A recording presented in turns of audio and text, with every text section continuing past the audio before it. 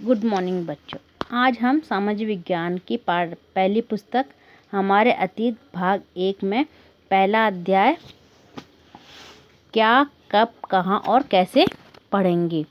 पहले हम इस अध्याय में पढ़ चुके हैं कि हमारे जो मानव सभ्यता का विकास है कहाँ कहाँ हुआ, भारत का नाम किस प्रकार पड़ा। अब इसमें हम आगे पढ़ेंगे कि अतीत के बारे में हम कैसे जानें।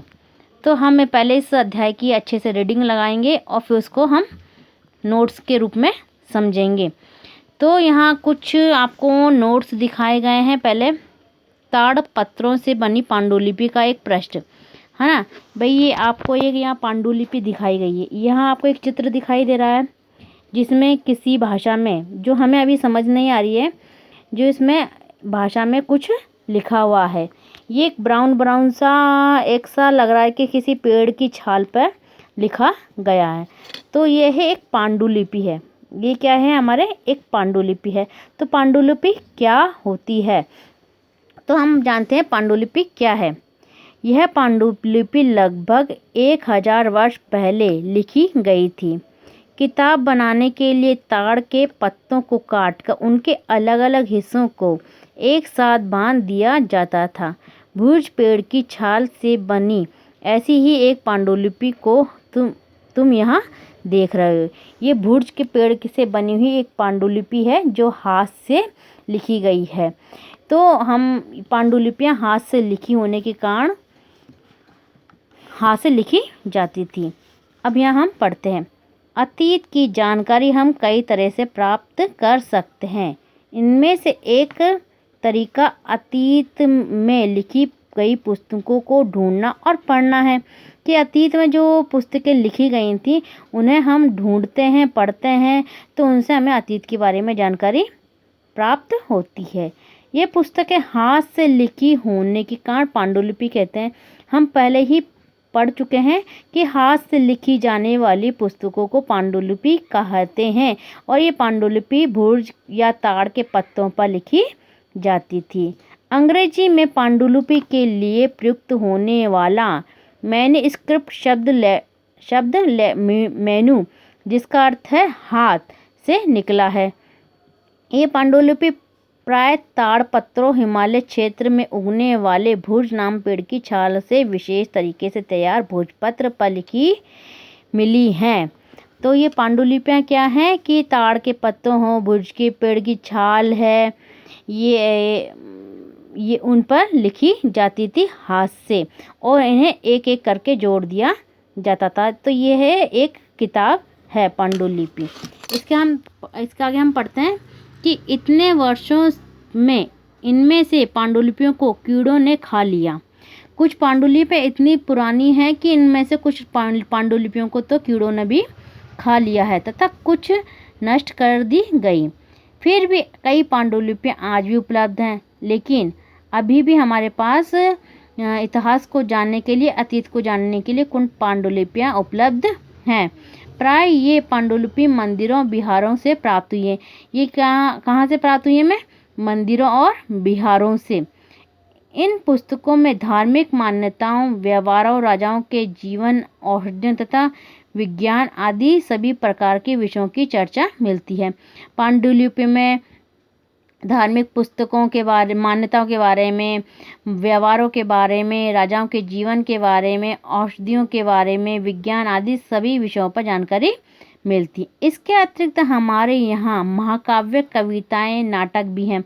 हमें अतीत की जानकारी महाकाव्य है, कविताएं, नाटक से भी मिलती है। इनमें से कई संस्कृत में लिखे हुए हैं। जो ये अधिकतर महाकाव्य है, नाटक है, कविताएं किस भाषा में लिखे हुए हैं?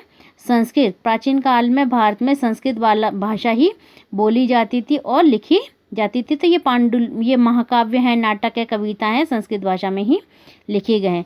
जबकि अन्य प्राकृत तमिल में है और जबकि अन्य किसमें है? तमिल और प्राकृत भाषा में। प्राकृत भाषा का प्रयोग आम लोग करते थे। प्राकृत भाषा कौन लोग करते थे? आम लोग करते थे। बोलचाल की भाषा क्या थी? प्राकृत भाषा। अब यहाँ देखते हैं हम अभिलेख। तो ये आपको चित्र में एक दिखाई दे रखा है अभिलेख, यानी कि एक पत्थर पर कुछ लिखा हुआ है ना, जिसे हम अभी पढ़ नहीं पा रहे हैं। तो ये अभिलेख क्या होते हैं? तो हम यहाँ जानेंगे अभिलेख किसे कहते हैं। तो यहाँ देखिए, हम अभिलेखों का अध्ययन कर सकते हैं।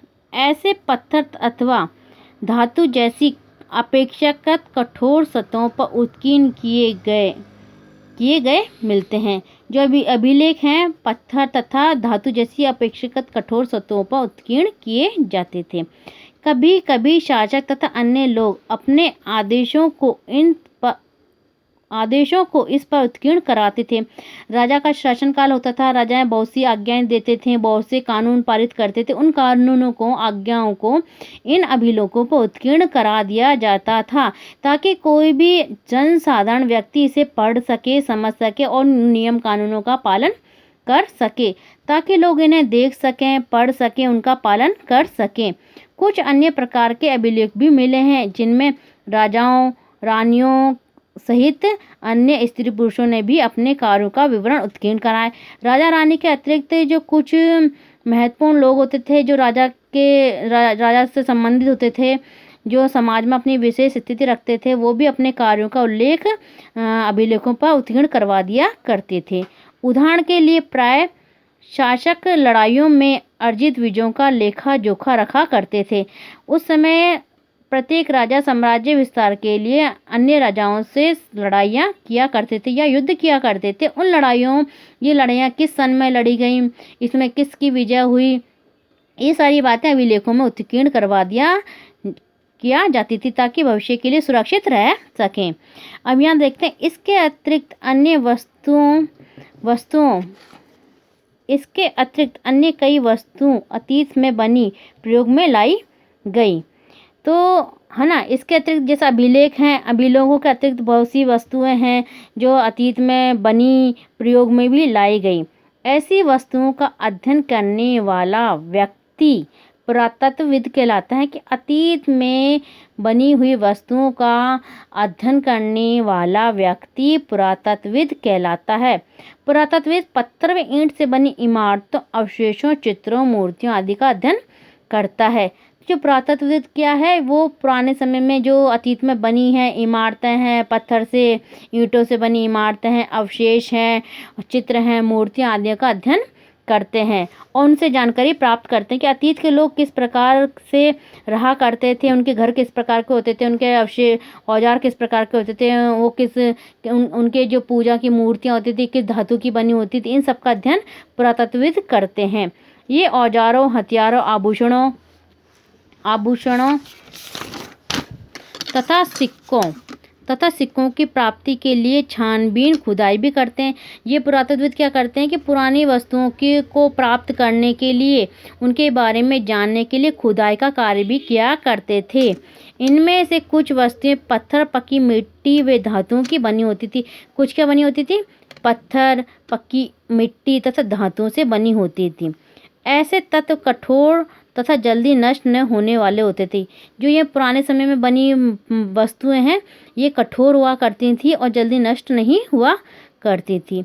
अब इसके अतिरिक्त देखते हैं कि पुरातत्वविद जानवरों, चिड़ियाओं, मछलियों की हड्डियां भी ढूंढते थे। इनमें से इन्हें यह जानने में भी मदद मिलती है कि अतीत के लोग क्या खाते थे।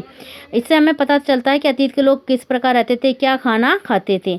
वनस्पतियों के अवशेष बहुत ही मुश्किल बच पाते हैं, क्योंकि वनस्पतियों में पेड़ पौधे आते हैं, जीव जंतु, तो वो गल जाते हैं, सड़ जाते हैं, तो वो बहुत कम मिल पाते हैं। यदि अन्न के दाने अथवा लकड़ी के टुकड़े जल जाते हैं तो वे जले हुए रूप में बचे हुए हैं।